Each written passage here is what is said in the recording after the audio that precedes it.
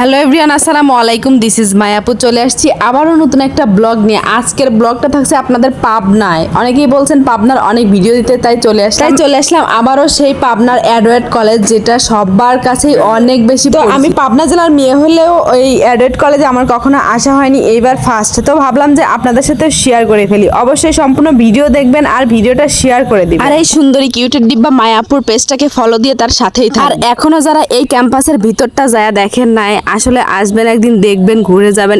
এত সুন্দর আর এত অমায়িক, আমার কাছে এত ভালো লাগছে। এখানে একটা বসে থাকার মতো, সময় কাটানোর মতো একটা প্লেস। কিন্তু দুঃখের বিষয় একটাই, আমি ওখানে গিয়ে একটুও সময় পাস করতে পারি নাই, আর একটু ভিডিও করে আনছি যাতে আপনাদের সাথে শেয়ার করতে পারি।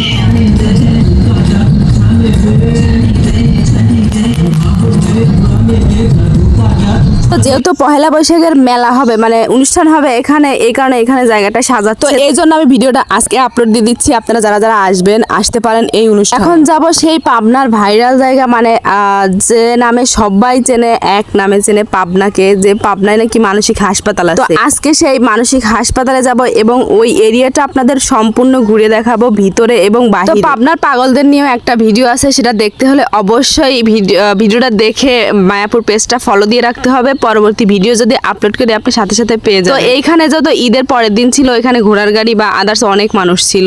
আর এই যে মানসিক হাসপাতালের মানে এরিয়াটা, এইটা কিন্তু অনেক সুন্দর। আর এইটা ছিল ভিতরের প্লেস, যেখানে মানে পাগলটা থাকে। যেহেতু আমি গেছি ভিতরে, ভাবলাম যে আপনাদের সাথে ভিডিওটা শেয়ার করি। আসলে জায়গাগুলো কিন্তু অনেক অনেক সুন্দর ছিল। আপনারা যখন আসবেন তখনই বুঝতে পারবেন যে আসলে ভিতরের কত সুন্দর। তো তারপর যখন আমি ওনাদের সাথে গেলাম, কথা বললাম, আসলে আমার একটু মনে হয় নাই যে আসলে এদের মধ্যে পাগলামি বোধ কোনো কিছু আছে। অনেক ভালো, অনেক সুন্দর সুন্দর কথা বলে, অনেক সুন্দর গান গায়। তো পরবর্তী ভিডিও দেখার জন্য সাথে থাকবেন। আজকে তো বাই বাই, টেক কেয়ার।